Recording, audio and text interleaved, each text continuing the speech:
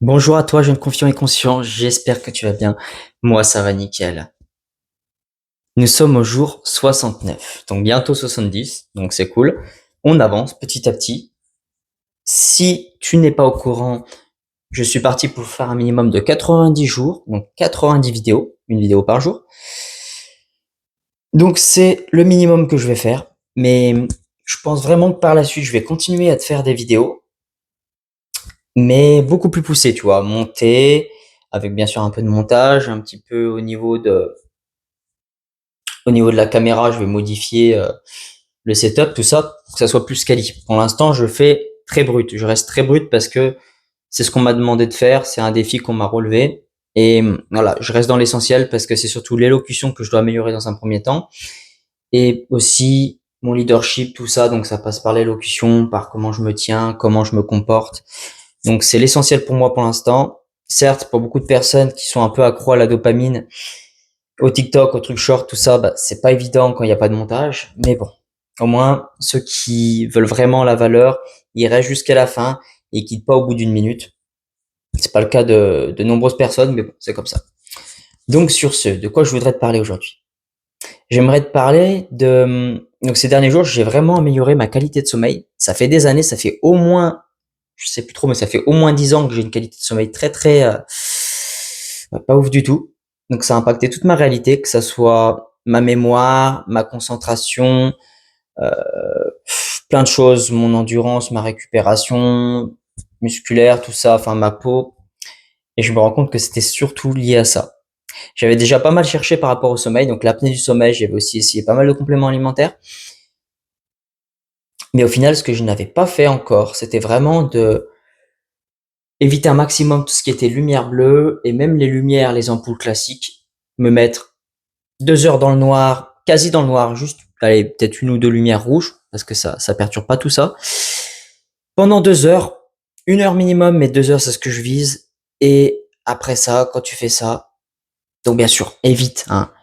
Je rallume aucune ampoule qui vient restimuler comme ça mon cerveau et régénérer de la dopamine. Et quand je fais ça, j'ai directement un bien meilleur sommeil, je récupère mieux. Au début, il m'a fallu 2 jours à peu près pour que mon corps s'habitue au niveau du sommeil. Après, au bout de, enfin, 2 jours de nuit, pardon. Au bout de la troisième nuit, j'ai commencé à avoir un sommeil de meilleure qualité.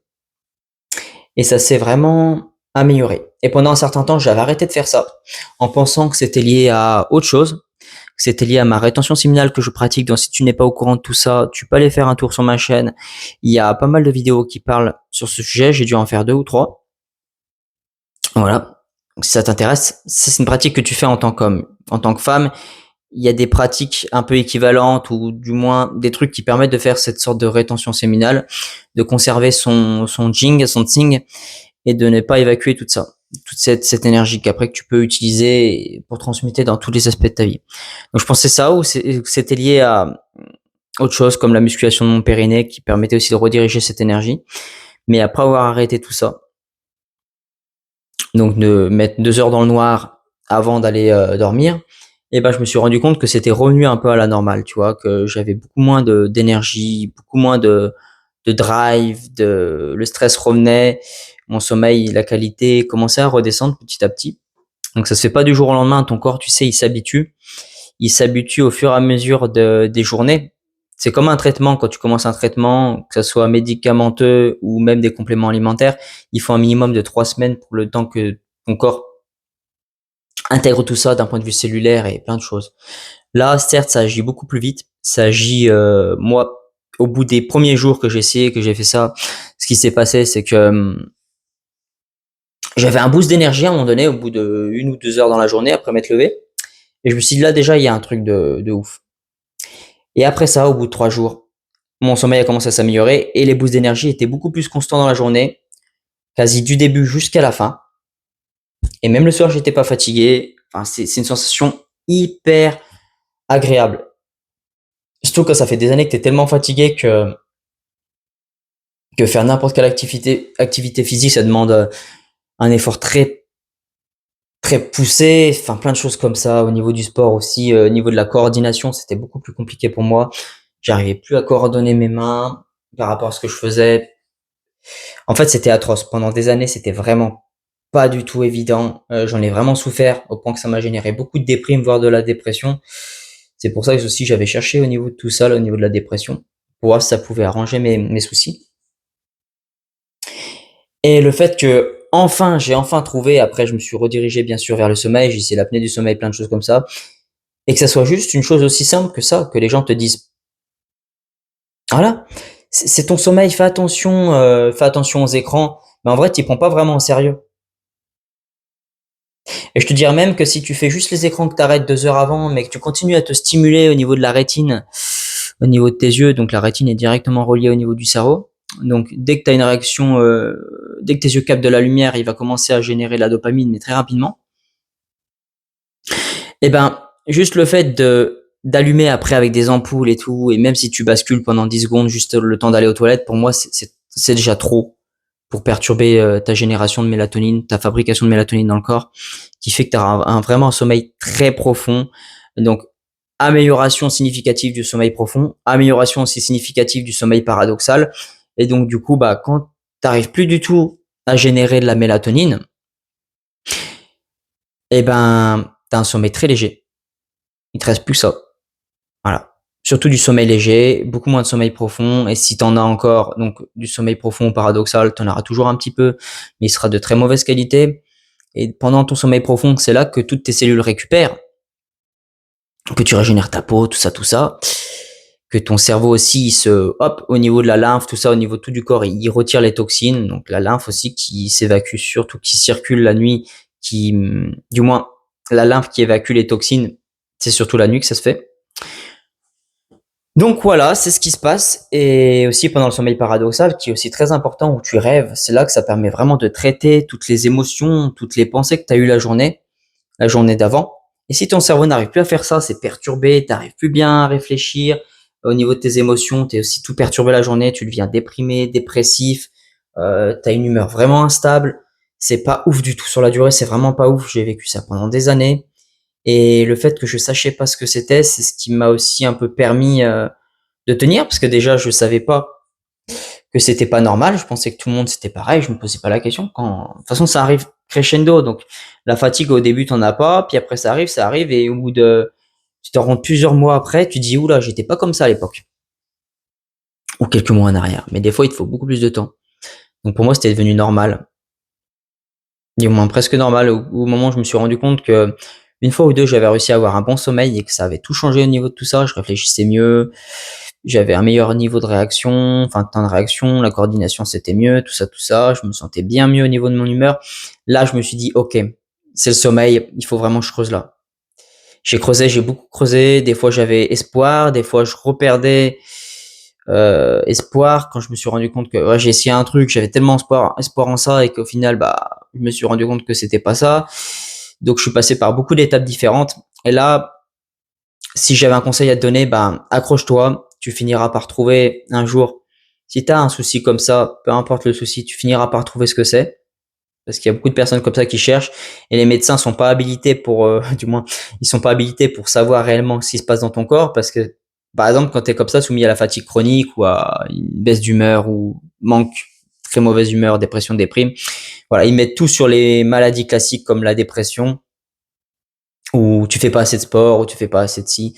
Ok, d'accord. Il y a beaucoup de choses qui sont très importantes, mais si la qualité de ton sommeil est vraiment pas ouf du tout, de toute façon, tu me diras, si jamais tu te réveilles les matins et que t'as pas d'un coup, hop, dès que les yeux s'ouvrent, limite avant ton réveil, à chaque fois, et tu dis, vas-y, là, j'ai l'énergie, je me recouche pas, je me réveille et hop, je fais ce que j'ai à faire dans la journée, eh ben, il peut avoir un souci, effectivement. Mais moi, je pouvais dormir bien 12 heures, 14 heures. J'ai déjà fait des trucs comme ça, ouais, 14 heures pendant les vacances. Et même après ça, c'était très compliqué de me lever. J'avais pas l'énergie et tout. Et tu sais ce qui permet vraiment de te lever le matin? Quelle hormone joue pour, tu dis vas-y, t'as le drive, tu peux te lancer. Et ben, t'as la testostérone qui joue et aussi le cortisol. Bizarrement, le cortisol est une hormone qui te permet de te lever, te mettre à l'action. mais c'est à des niveaux très faibles. C'est pas genre t'es soumis à un stress intense, aigu ou même chronique. Non, c'est le cortisol et pas que négatif. On a tendance à tout mettre sur la négativité, sur tout ça que c'est voilà, ça génère du stress, tout ça, oxydatif, tout ça au niveau du corps, des tensions. Mais non, ça te permet aussi de te dire hop, je vais me lever le matin, tu vois, ton corps il dit vas-y. Et la testostérone te permet aussi, bien sûr, d'avoir l'énergie d'un coup de te dire vas-y, j'ai la motivation, je vais faire ci, je vais faire ça, je vais me lever. Je pense que c'est un mélange des deux. Je me suis pas énormément plus renseigné sur laquelle prédomine le matin, s'il y en a une ou une autre. Du moins, ça reste très léger au niveau du cortisol, c'est suffisant pour te lever, mais la testostérone sera sûrement en plus grande quantité.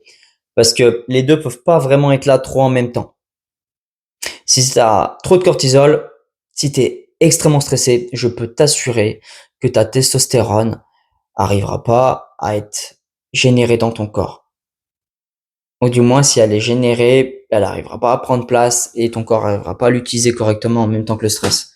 C'est soit l'une, soit l'autre. Soit 50-50, mais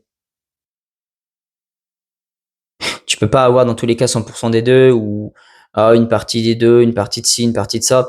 Souvent, quand tu as trop de stress, la testostérone baisse très rapidement.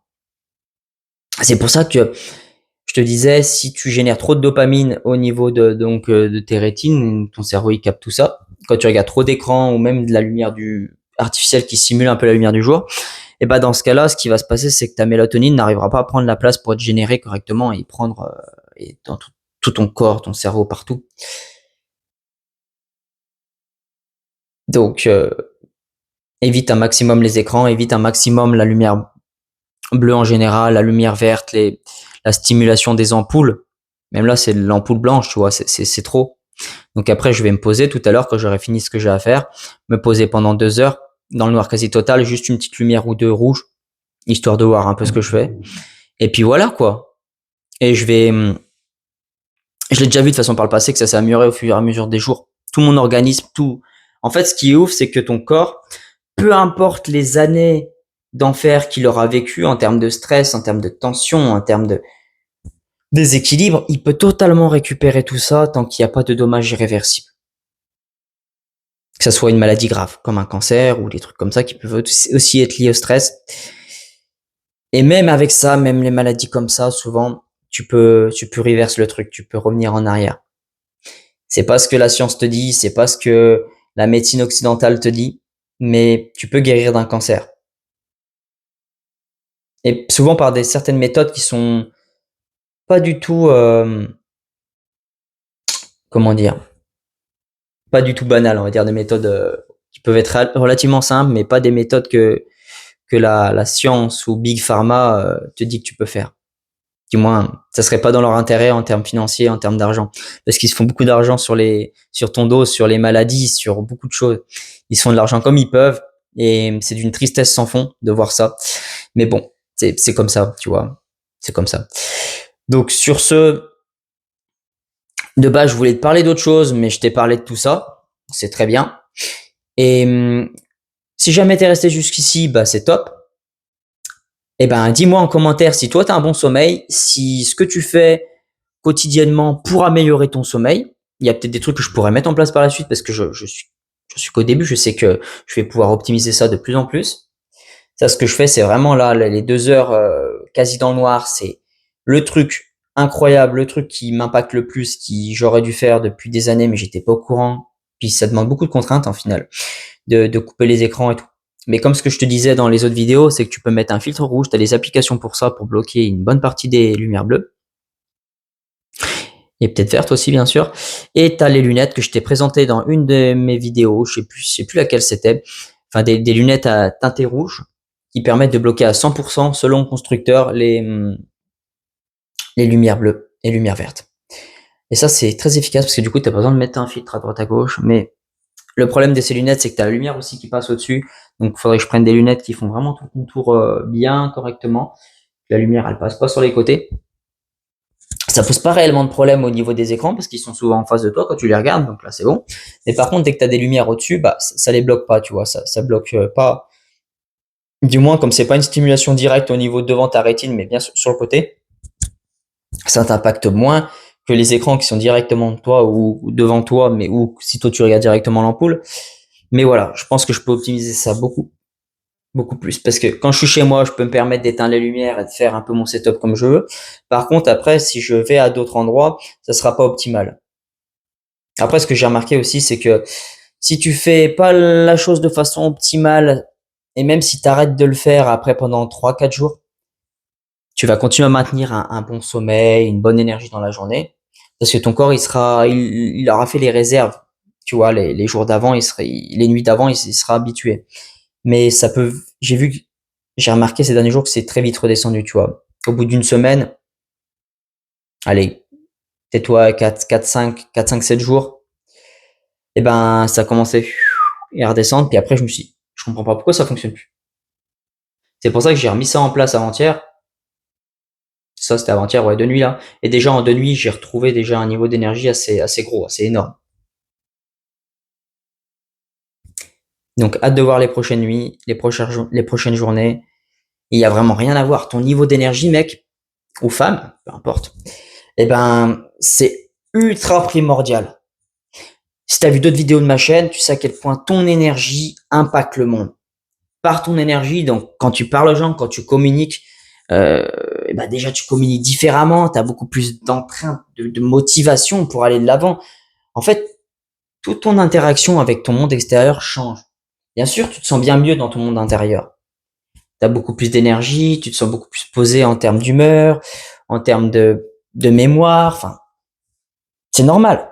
Mais les gens le ressentent vraiment.